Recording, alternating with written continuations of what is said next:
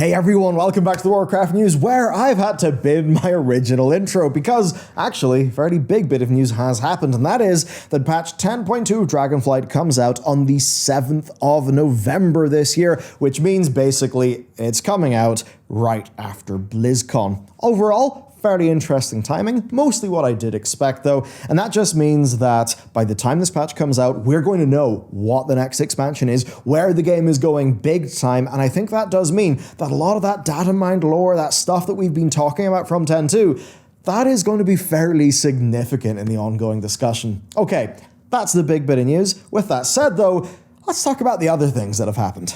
We have got big things to talk about today in the world of Warcraft. Some fascinating hints that are coming from data mining, interesting things that people in the know have kind of told me, and what we can all expect from the game going forward. Pretty damn exciting stuff actually, so let's jump in with the aid of our sponsor. Would you like to save money, access more content, and be more secure? Well, you can with today's sponsor, nordvpn.com/Bellular Gaming, which is available at my link, where every 2-year plan gets 4 bonus months for free, and they've got a 30-day money-back guarantee. Now, Nord lets you browse the web as if you are anywhere. That lets you do a lot, and this time, I'm going to talk about traveling, because ticket prices for things like, say, a rental car, those are optimized based on regional demand and a bunch of other factors like the airline, home country, national wealth, stuff like that. The thing is though, if you clear your cookies in your browser and then use NordVPN to shop around, you can actually benefit from those regional price differences. As an example, I recently did that for a trip to the US, and guess what? You can easily save back the amount of money that Nord costs by doing this kind of thing. It's kind of fantastic. Now, of course, they also keep you private and secure. They stop ISPs from snooping on you. They've got their fantastic threat protection service. They've got the likes of dark web monitoring, so if your credentials appear in like a data breach, you'll be informed, and they've got new features too, like MeshNet. It's pretty damn awesome. The app and the browser extension are all super easy to use, and you can get 4 bonus months with a 2-year plan at nordvpn.com/Bellular Gaming with a 30-day money-back guarantee. Big thanks to Nord for supporting our show for so long, and with that said, let's get into the video. Right, I know this is almost a comedic bit at this stage. Early on in the year, right, we heard that Chris Metzen was back. Then, much later, people told Taliesin that Chris was even more back. And then Blizzard posted that he's now the full-time executive creative director, so now Chris is even more back. He is in fact so back that, I don't know, maybe he's melded into the concrete of the office. But now I can tell you what a few little birdies have told me. Well, they've been chirping into my ear about this situation. Okay, so Chris Metzen's job supposedly is quite large, quite specific, and is targeted at one of World of Warcraft's largest problems, and that is long-term story and narrative cohesion. This comes to me via a few sources, 2 verified and others that are unverified. It's just a bunch of stuff that seems to be lining up. And look, it's not like I've got an explosive bombshell to drop on you here. This is just kind of color in the situation that I think you guys will appreciate, and it's the sort of thing that I'm fairly sure Blizzard themselves can't actually say, but they probably would like people to know, which I know that sounds a bit weird. The TLDR, as I have currently come to understand it, is that some of the people at the very top of World of Warcraft and Warcraft as a franchise have just been stretched very thin, right? Where there is a great deal of work to do, and there are so many pressing concerns, as well as, in the past, as I think we all know, a lot of fires that have needed to be put out, that essentially there's been a degree of struggle in terms of getting ahead of themselves on the likes of expansion and story content. And so allegedly Chris Metzen's job is specifically to craft a multi-year expansion narrative for World of Warcraft, to essentially reforge Warcraft in the post-Warcraft 3 era. Obviously Warcraft 3 was a long time ago, however, we pretty much have been just going over things that originated from Warcraft 3. That was essentially the thing. Warcraft 3 was an incredibly generative work, as in it generated many new ideas that then got into World of Warcraft. There are other examples of course, that level of generation. Say the Draenei, the Eredar, that whole situation, which was actually a drama of itself in 2006, I believe. One that led to this very interesting forum post from none other than Chris Metzen, where he basically said, yeah, sorry, my bad guys, I forgot that this new TBC lore directly contradicts something that I wrote in the Warcraft 3 manual. But then he explained why, and it was a fairly interesting thing. Now, he's back, this is his purpose, and unlike in his previous stint at Blizzard, he is on Warcraft only, he's not juggling his time between multiple other projects. Narrative cohesion has of course been a large issue for Blizzard. A lot of things have deviated from their plan, from Legion to Battle for Azeroth to Shadowlands. A very obvious example is the role of Sylvanas. Originally, her plotline was to be a bit different. Everybody knows of the story of the cancelled Shattrath raid tier, which was pretty much where Yrel was going to get the middle part of her character arc that just kind of got cut. Then as we move into the Shadowlands, there's a fair amount of evidence that the Drost were likely supposed to have more of a role, and I've even heard it from people that Zovaal the Jailer was basically not meant to be the primary villain of the expansion. Apparently it was even the Archon. Then of course the weird difference between Zovaal as we saw him in game, the Rune Carver, and then the Zovaal that we saw at the very initial kind of gameplay preview trailer for Shadowlands. All that weirdness. And you might be saying, well, what causes that? And it's fairly simple. Production of a humongous project. Things chop and change, and without that very top-level direction, I think that's meant that a lot of the narrative cohesion has suffered. So, allegedly, that is the core of Chris Metzen's job. I think this is a good thing. And look, even at the smaller scale that we have right now, you know, where it's like, I don't know, 16, 17 people here, I know kind of what it's like when you're at the top of an org, you're wearing a whole bunch of different hats, and you're constantly in disaster mode, you know, you're fighting fires here, there, and everywhere, all while you're kind of anxious that your real job is supposed to be steering the ship, so all the time you spend solving problems and putting out fires is not you charting the new direction forward. That is a large problem, and I can only imagine what that would be like for a gargantuan team like the Warcraft one. That you say, ship some content, and at the time you ship that content, you have a certain plan for the future. Then, because of production constraints, those plans change. Then you somehow have got to make your narrative work. That's a big challenge. And I think Dragonflight has shown that Blizzard can get much right. I mean, even the Lysander scolding aside, the Night Elf Heritage quest does actually have some cool action moments that are kind of fun and exciting. The Blue Dragon questline is excellently well written. The Orc Heritage Armor questline was essentially perfect. And it seems that patch 10.2 does have a lot of real high quality content and actually gets a lot right with the elves and the dream. Yet, in places, the delivery of the A-plot has been scattered.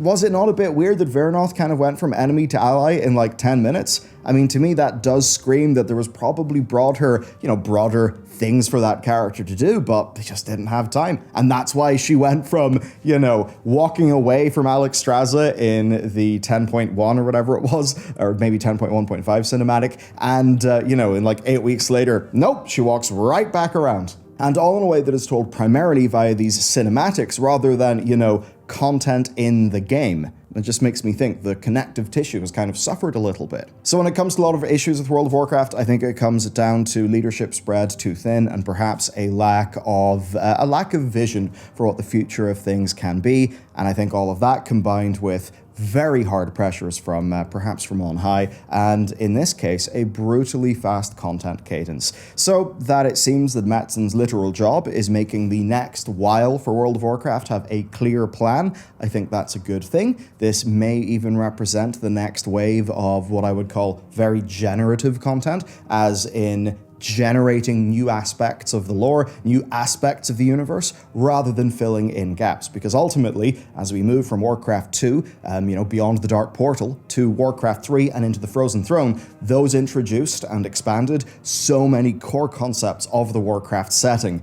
And now we've just kind of wrung that dry. So maybe this is Metzen coming back precisely when he is the most needed. All of that does then have me feeling progressively better about the core game itself. That being said, I think there is a decently bitter pill that we're going to have to swallow very soon. Before that, though, some rather curious evidence. Classic Plus. For many people, it's the ultimate hopium, and while it cannot be confirmed, there is a new version of WoW Classic that is separate to hardcore, and there is development evidence going back a good few months, and some very suspicious timing. So, Classic Era runs on patch 1.14. In April, we saw 1.15 appear on a WoW dev endpoint. Now, people expected that to be hardcore, but no.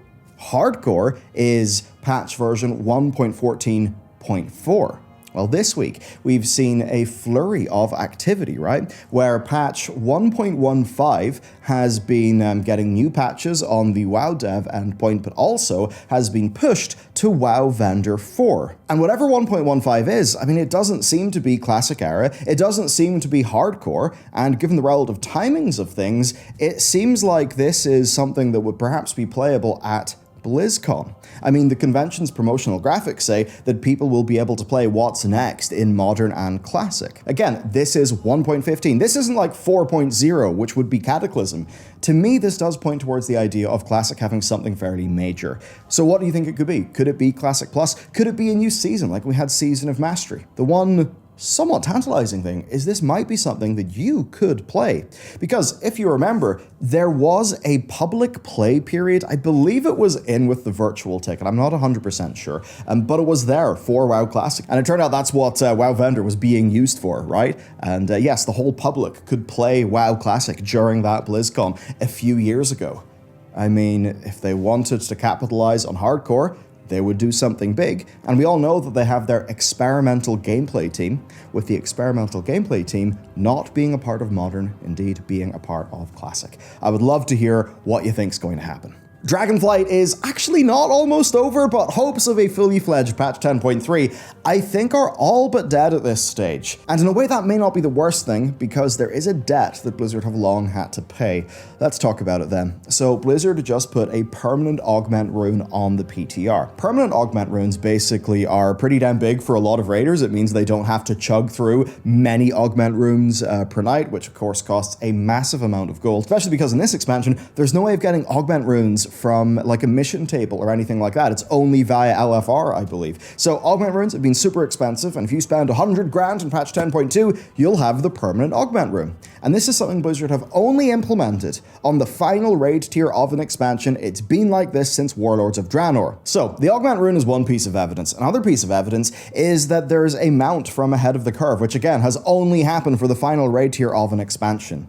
The question then is what's going to happen? What is the deal with Dragonflight? Well, patch 10.2 in all likelihood will see us defeat Farak. Of course, the chances are he won't go down easily, and he will score some sort of win for his team. And of course, the other members of his team would appear to be Iridikron and Xal'atath, with whatever those two are doing.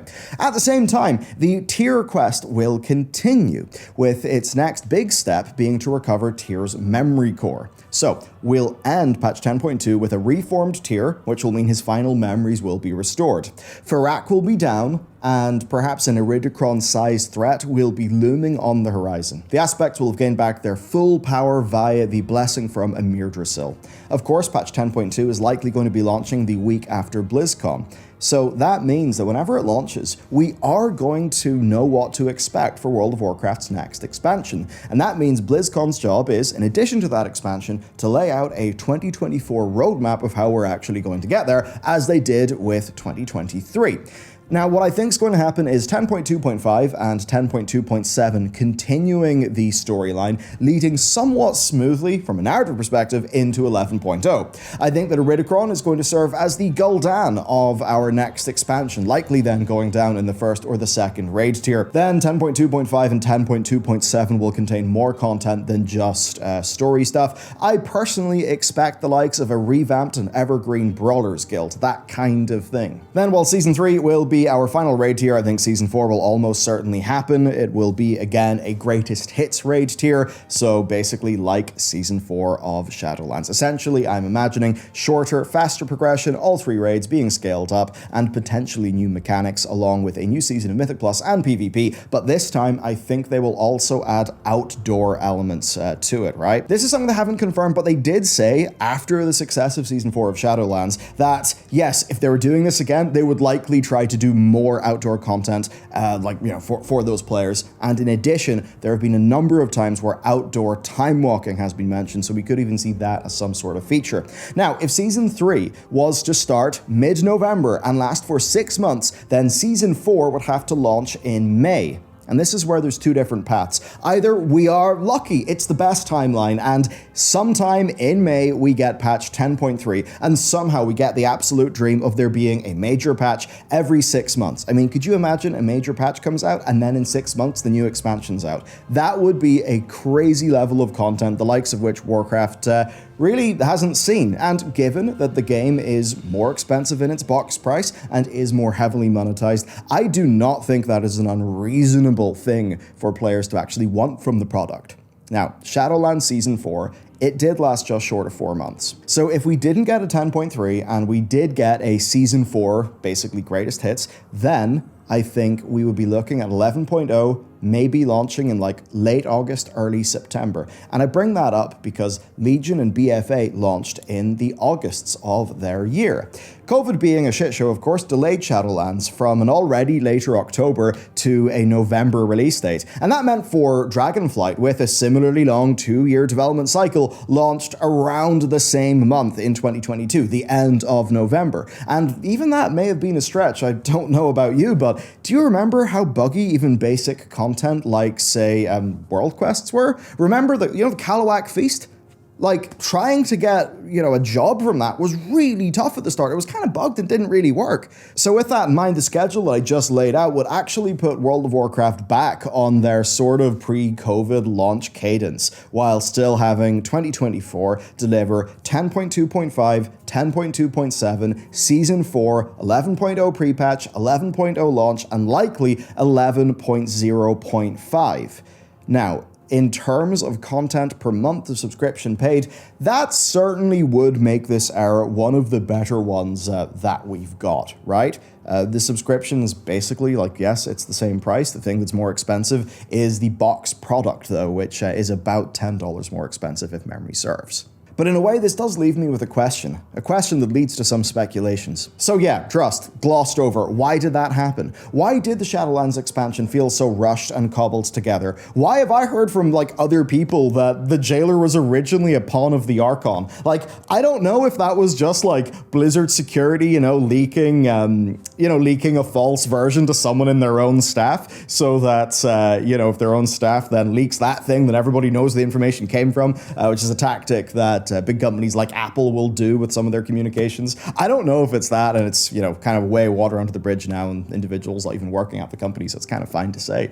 But still, I wonder. It did seem like Shadowlands was a weird, choppy-ass period. Now, with Dragonflight, there have been a few strange things. Take Vernoth, as I said, in the space of 10 minutes, she swapped from enemy to very firm ally. Does that not feel just a bit rushed to you? And also, this patch was called Fury Incarnate.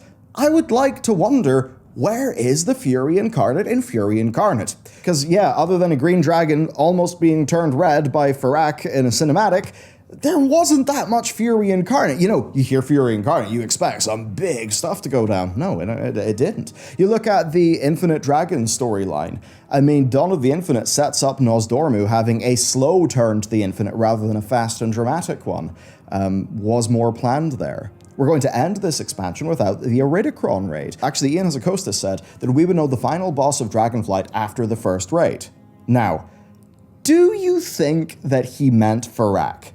Or do you think he meant Iridikron? I think it's obvious that he meant Iridikron. Iridikron is the leader of the Incarnates, and if you even look at the post-Razageth kill dialogue with a bunch of the NPCs, they're all being like, hey, Iridikron, he's dangerous. Which does kind of make you think something might have changed. I've also seen some speculation about Vakthros, which is that big tower we quested in with Sindragosa and Kalagos in the level up process. If you fly up to the highest platform, you'll find a message from Malagos, and in that message he says that Vakthros is where he's drawn all the ley lines of the Isles together, and if any damage occurs, it'll be big trouble. Basically, the Azure Span will be blown up. Now, the reason why Razageth attacked it is because all that, magic was linked to the stasis fields that were containing the other incarnates. So that's why Razageth basically said, yeah, even if I fail here, I still win because, you know, I've weakened the thing enough to let my boys out. That's kind of how that story went. But a lot of people do think that it should have been more because you actually look at Vakthros on the map, it's its own little subzone. It's actually extremely heavily featured in the art for the Azure span, and even people have been going through older versions of the Dragon Isles map and finding that the Vault of the Incarnates has kind of like chopped and changed its locations. Originally, supposedly, I heard that Azure span was supposed to be like the end level zone. I don't really know if that's true. But you also look at another character appeared there, Khadgar. I mean, Khadgar has shown up like in a cinematic and he's helped out in the odd Farak assault. You kind of think that you'd use Khadgar for a bit more. So yeah, I don't know, bit sus, I wouldn't be surprised, and it certainly would be interesting to hear what has made it on the cutting room floor. But okay, is 10-2 being the end a truly bad thing? Let's talk about value for money. Shadowlands cost $39.99. Dragonflight cost $49.99. Again, I'm just using US values here because most of the people watching this video are from the States. WoW's sub fee is $14.99 if you buy it 1 month at a time and $12.99 on the 6-month bundle. So, overall then, yep, the game is a little bit more expensive, to the tune of, in the base edition, $10 per 2 years. Now, when we think about the content cadence, that certainly is an interesting one. I would say that we have had significantly more content than in Shadowlands. Not that Shadowlands, however, is a good benchmark. And there's a funny thing where for players who only really look at Raid and Mythic Plus, this is basically the same amount of content as Shadowlands. However, for people who maybe are enjoying the world content, you know, doing a lot of those other things in the game, they're probably going to be a lot happier in Dragonflight. It's just that some of that sort of in-between content, you know, has like, some of it's been good, some of it hasn't been that good, it's been a bit confusing. I don't know, but I do think the overall totality of what is in Dragonflight does represent a significantly better value for money than, than obviously was there in Shadowlands. But again, they are monetizing WoW more deeply. Just look at all those trading post bundles, because you may only think, oh, it's only 200 tender here, 200 tender there. No, that's adding up to thousands. That's a lot of tender that are on the store, technically, if you engage in all of those things, and if you buy things on the store that don't necessarily come with bonus tender, but are going to be in the trading post in the future, meaning that you are basically buying something that would cost you tenders anyway today, thus freeing up those tenders to buy something else. So this is quite an interesting challenge. As we look across gaming, we do see that that's the state of the industry. I put out a video on our news channel a few days ago just called, well, it's basically just a video about how things are getting a bit crazy. Because, you look at the new Call of Duty season. Do you like paranormal investigators? You can be one with an anime cat girl gun. Do you like Lilith? Well, guess what? You can buy Lilith, and you can be Lilith running around no-scoping people. And various other brands, and of course seeing Lilith and Inarius pop up in Overwatch, but only in the form where they're accessible via a $40 bundle. It's just that kind of thing where, like, across all of gaming, things are getting rough. And this is where we get to a interesting position. In Overwatch, players are kind of anchored to what the game was originally, right? Being, you buy it once, you play it forever, and maybe you buy the loot boxes, but that's that. If you look at League of Legends or you look at Valorant, you actually see those are significantly more expensive. So it's this strange thing. Blizzard is trying to do games as a service while having their cake and eating it, right? They are trying to do games as a service, being very premium feel in everything that they do, which is what Blizzard used to feel like, but they're obviously also wanting the additional revenue available via using many of the techniques pioneered by, Riot, by Valve, actually, by lots of other companies in the industry. So that's when you get to this strange situation in World of Warcraft where you could actually be getting more content, but because you see hard sells everywhere, it feels less premium.